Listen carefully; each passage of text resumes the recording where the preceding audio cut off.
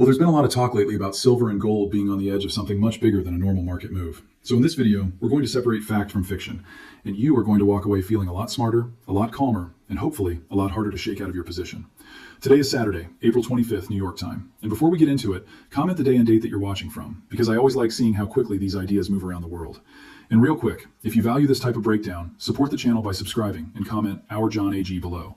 That tells me you want more straight analysis and less noise. So in case you haven't heard some of these warnings going around, the basic idea sounds something like this. Debt is exploding. Inflation is not dead. Gold has already had a major run. Silver is waking up. Geopolitical conflict is making markets nervous. Private credit is starting to look a little shaky. And if central banks eventually cut rates or push more liquidity into the system, people who don't own any physical gold or silver could feel like they showed up late to the party. Now, on the surface, that sounds pretty convincing. And to be clear, some of it is true. The debt problem is real. Inflation pressure is real. Central banks have been buying gold in size. China has been pulling in unusually large amounts of silver. The physical market has looked tight at different points. And yes, in a crisis, metals can fall first and then recover later. However, and this is the important part, there are also some claims floating around that are too clean, too dramatic, and a little too easy to repeat. And whenever a story becomes that simple, my alarm bells go off. Because markets are almost never that simple. They're messy. They're layered. They're full of people acting for different reasons at the same time. So what we're going to do here is take the whole argument apart piece by piece. Not to dismiss it, not to mock it, not to say silver is bad or gold is useless. Quite the opposite. We're going to make the thesis stronger by removing the weak parts. Because if your investment thesis depends on exaggerated claims, then it is fragile. But if it survives the boring details, the uncomfortable counterpoints, and the math that doesn't make a great headline, then you have something worth paying attention to. Let me show you what I mean. The first claim is that the current pullback or pause in gold and silver is automatically a buying opportunity. Now that may turn out to be true. I actually think there is a strong case for accumulation over time. But the word automatically is where people get into trouble. A cheaper price is not always a better price if you don't understand why the price is moving. With metals, the situation is even more complicated because gold and silver sit in two worlds at the same time. They are monetary assets, but they are also traded assets. Silver is even more complicated because it is also an industrial input. So when the economy looks weak, silver can get hit from the industrial side. When inflation looks sticky, it can get support from the monetary side. When investors need cash, it can get sold even if the long-term case is still intact. That's why I don't like saying the lows are definitely in. Maybe they are, maybe they aren't. A better way to think about it is this. If you believe the long-term reasons for owning metals are still valid, then weakness can be a place to build, but only if your time horizon is long enough and your position size doesn't force you to panic. And that brings us to the recession question, because this is where a lot of people get confused. People hear that gold and silver are protection assets, and then they see metals drop during a market scare, and they think, wait a minute, I thought this was supposed to protect me. But that's like judging a fire extinguisher by whether the handle feels comfortable while the house is already filling with smoke. The first moment of a crisis is usually not about value, it's about liquidity. In a real market break, people sell what they can, not always what they want to. If a trader owns stocks that are falling, options that are moving against him, or leveraged positions that require more collateral, he has to raise cash quickly. And what gets sold? Often the asset that is still liquid, the asset that still has a bid, the asset that has been working. So gold can get sold, silver can get sold. Even strong assets can be hit because they become the source of cash for problems elsewhere. This is not a failure of the metals thesis. It's a reminder that the first stage of a panic is mechanical. It is not philosophical. Nobody is sitting there calmly asking, what is money? They're asking, how do I meet this margin call before my broker closes me out? And that matters because a lot of people look at a sell-off and immediately call it manipulation, or proof that the thesis is broken, or proof that the whole market is fake. Sometimes there is strange behavior. Sometimes paper markets do distort the price. Sometimes rule changes and margin adjustments add fuel to the move. But sometimes it's simpler than that. People need cash, so they sell. Recently published market updates have shown that margin requirements in precious metals have been adjusted during periods of high volatility. That does not mean the exchange is secretly trying to destroy silver. It means the exchange is trying to protect itself from traders who may not be able to meet obligations when prices swing violently. Now, can that worsen volatility? Absolutely.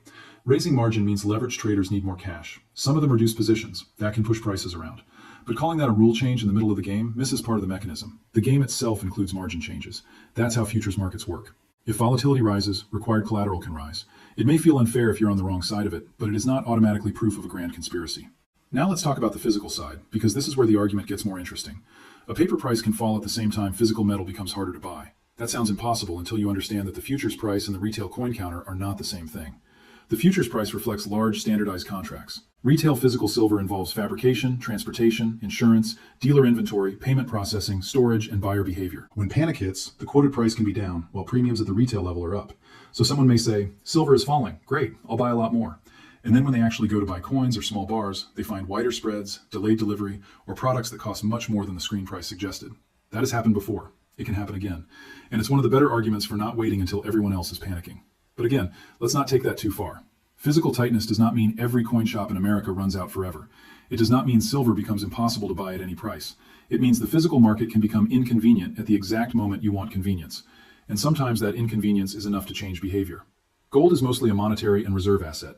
Silver is monetary, but it also has a job. It gets used. It goes into solar panels, electronics, electrical contacts, medical applications, water purification, batteries, and a long list of things most people never think about. And unlike gold, a lot of silver is consumed in ways that are not easily recovered at scale. Based on recently published numbers, the silver market has been dealing with repeated annual deficits, meaning total demand has been running above total supply. That doesn't mean silver must go straight up every week. Markets can stay tight and still correct. But it does mean that the floor under the long-term story is different from a simple speculation wave. China's recent silver imports are a good example. The reported March figure was not just a little strong, it was unusually strong, roughly in the 800-plus ton area, and far above what a normal March has looked like over the last decade. Now, I don't want to overstate that and say it proves a silver shortage tomorrow morning. It doesn't. But it does show that large buyers are not treating silver like a forgotten metal. So when industrial demand rises and investment demand rises at the same time, the market can feel fine for a while and then suddenly feel very tight. Not because there is no silver anywhere, but because the available silver at the right place, in the right form, at the right price is not unlimited. And this is where some people jump to dramatic ownership claims. You may hear that a few hundred ounces puts you in some tiny elite club, or that around 1,000 ounces makes you almost untouchable compared with the average person. I understand why that catches attention. It makes the goal feel reachable. It makes people feel like they can get ahead. But I would not build my conviction on that kind of claim unless the methodology is clear. Top holder compared with whom? Every person on earth? Every adult? Every investor? Every household? Every person who owns physical silver directly? Are we counting ETFs? Allocated vault holdings? Jewelry? Family heirlooms? Industrial bars? Once you start asking those questions, the clean little statistic gets muddy very quickly. So here's the better version of that argument. You don't need to know whether a certain ounce count puts you in the top 1%. You only need to understand that most people own no physical silver at all. That alone makes a modest stack meaningful for personal resilience. It doesn't make you royalty. It doesn't guarantee wealth. But it gives you a kind of financial tool that most households simply do not have. And if you're successful, share your success story in the comments so others can stay motivated. Now let's move from silver to the bigger macro picture, because this is where the debt argument comes in. The United States has a debt problem. That is not a conspiracy theory. That is not internet drama. Gross federal debt is now around the high 30 trillion area, and debt held by the public is also at historically heavy levels compared with the size of the economy. Interest costs have become a much bigger part of the budget conversation.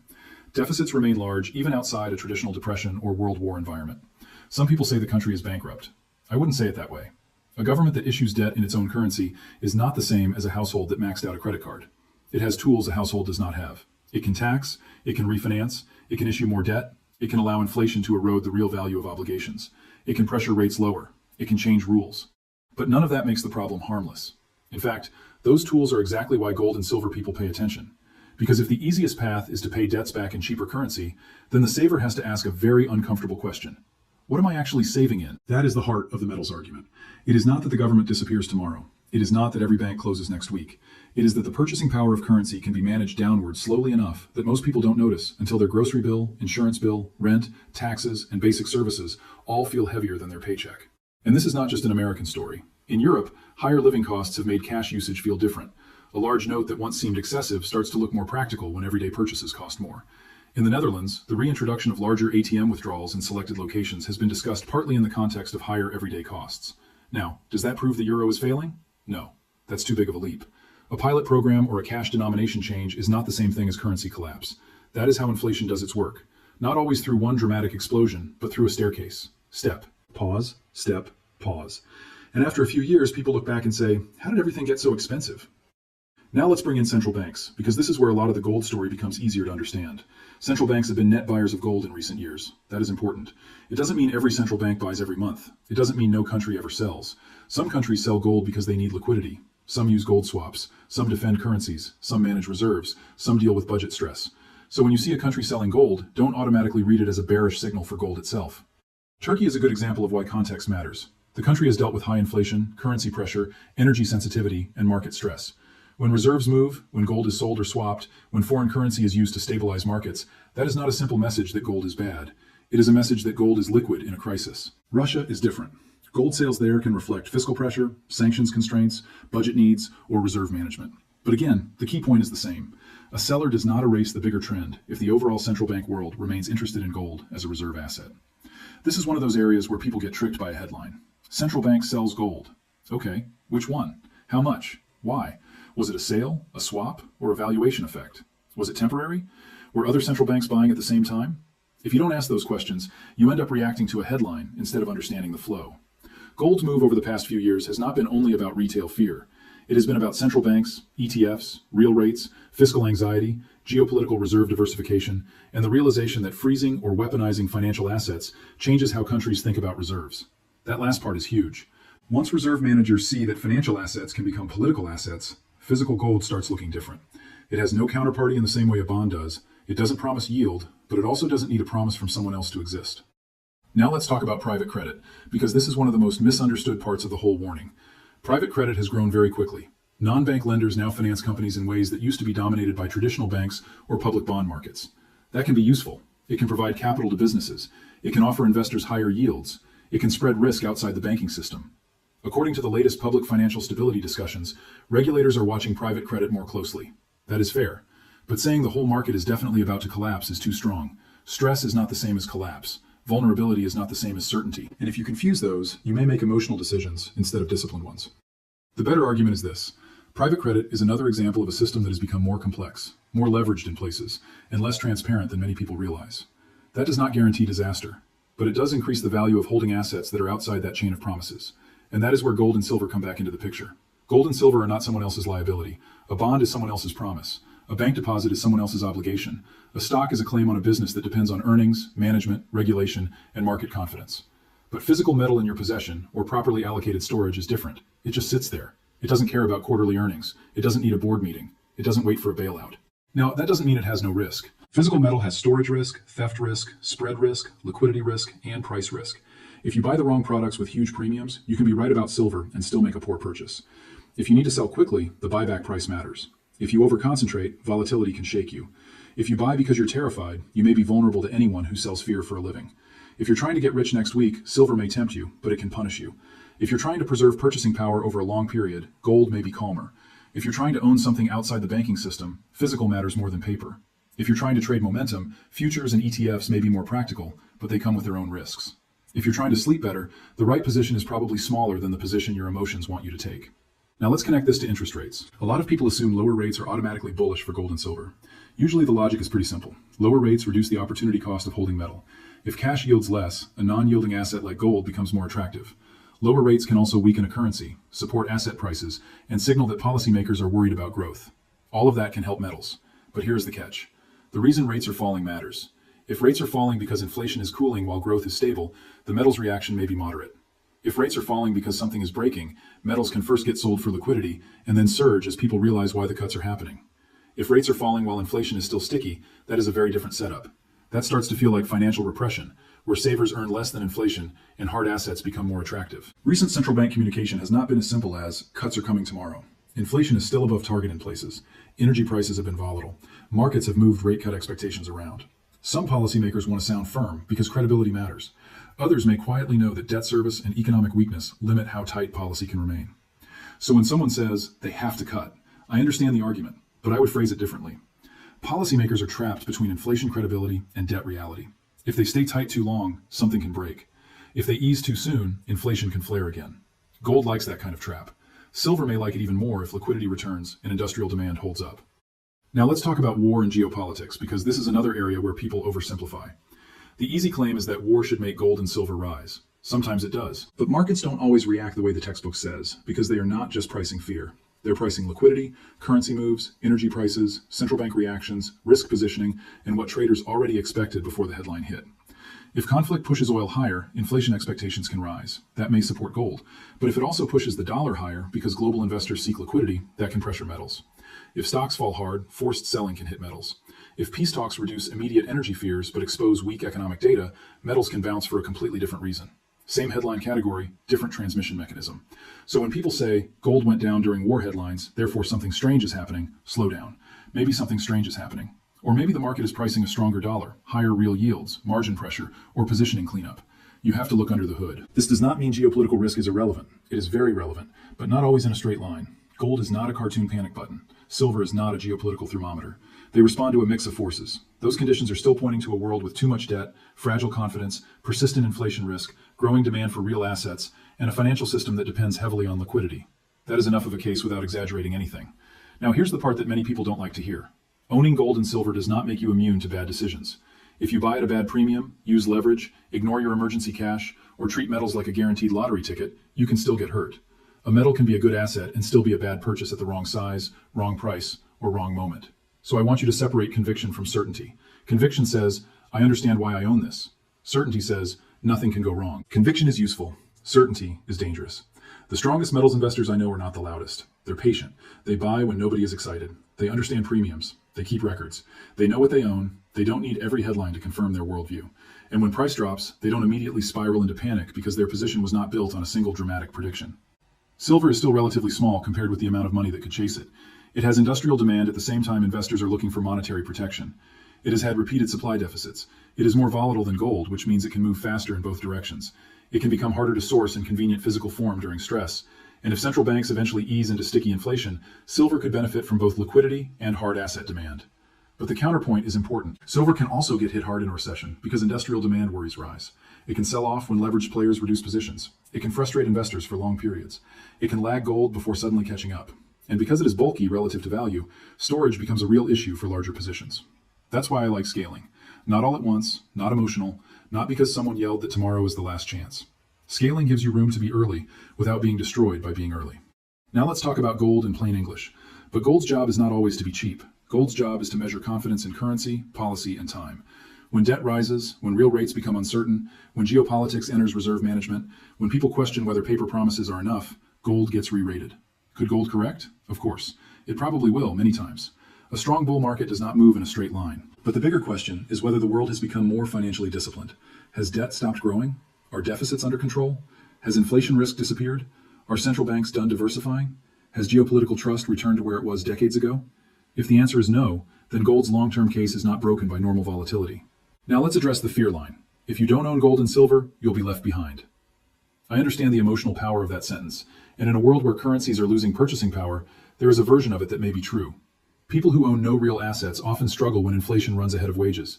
People who only save in currency can feel like they're doing everything right while still falling behind. But I don't want you to hear that line as panic. Hear it as a planning prompt. Being left behind does not mean you must rush out and buy everything today. It means you should not ignore the structure of the system. You should not assume your cash will protect you forever. You should not wait until a crisis to learn how physical markets work. So, if you have no metals at all, the first step is not to become extreme. The first step is to learn the difference between coins, bars, premiums, storage, dealers, taxes, and liquidity. The first step is to decide whether you're buying for emergency protection, long-term savings, portfolio diversification, or speculation. Those are different goals. And if you already own metals, the question is not just how much more. The question is whether your stack is organized, whether your cost basis makes sense, whether your storage is secure, and whether you have enough cash that you won't be forced to sell your metal at the worst possible time. Because remember, the whole reason metals can sell off during a crisis is that people need cash. Don't become that person. Don't buy so much protection that you create a different vulnerability. Now I want to circle back to the most important idea in this whole discussion. The bullish case for gold and silver does not require the world to end. It does not require a total banking collapse. It does not require every currency to go to zero. It does not require every private credit fund to implode. It does not require a secret default, a sudden ban, or a movie-style financial reset. Governments have too much debt. Inflation is harder to kill than people hoped. Central banks are trapped. Real assets are being revalued. Industrial demand for silver is growing. Physical supply chains are not infinitely flexible. Central banks still want gold. Investors are slowly remembering why assets without counterparty risk matter, and the average household is underprepared for currency weakness. In fact, it's better than the dramatic version because it doesn't depend on one event. If the war cools down, the debt remains. If inflation dips for a few months, the debt remains. If stocks bounce, the debt remains. If silver corrects, the supply-demand tension remains. If gold pauses, central bank diversification may still remain. If policymakers sound tough, the fiscal math still waits in the background. Now, does that mean you should ignore all risk and stack blindly? No, absolutely not. There are real risks. A deep recession could hurt silver. A stronger dollar could pressure metals. Higher real yields could slow gold. A sudden liquidity crunch could force selling. Retail premiums could compress after you buy. Taxes could affect your returns. Storage costs could matter. And if you buy based on hype, you may end up disappointed even if the long-term thesis is right. Gold is insurance against monetary and political uncertainty. Silver is a hybrid asset with monetary upside and industrial demand. Both can protect purchasing power over long periods, but both can be volatile in the short run. Physical metal solves counterparty risk, but creates storage and spread issues. Paper products offer convenience but introduce financial system dependence. There is no perfect asset. There are only trade-offs. You become the person who can say, okay, what is the evidence? What is the mechanism? What is the counterpoint? What would prove this wrong? That is how you survive markets. If inflation stays sticky and growth weakens, metals remain relevant. If central banks cut while inflation is still above comfort levels, metals remain relevant. If private credit stress grows, counterparty-free assets become more attractive. If China's industrial demand stays strong, silver's physical story remains important. If central banks keep diversifying reserves, gold's foundation remains strong. If geopolitical tensions keep energy and supply chains unstable, hard assets remain part of the conversation. And this is where I think the smartest investors are positioned. They are not waiting for a perfect crash. They're not betting everything on one prediction. They're building resilience. Some cash, some productive assets, some hard assets, low debt, patience, knowledge. That's not as exciting as yelling that silver is going to explode tomorrow, but it's much more useful.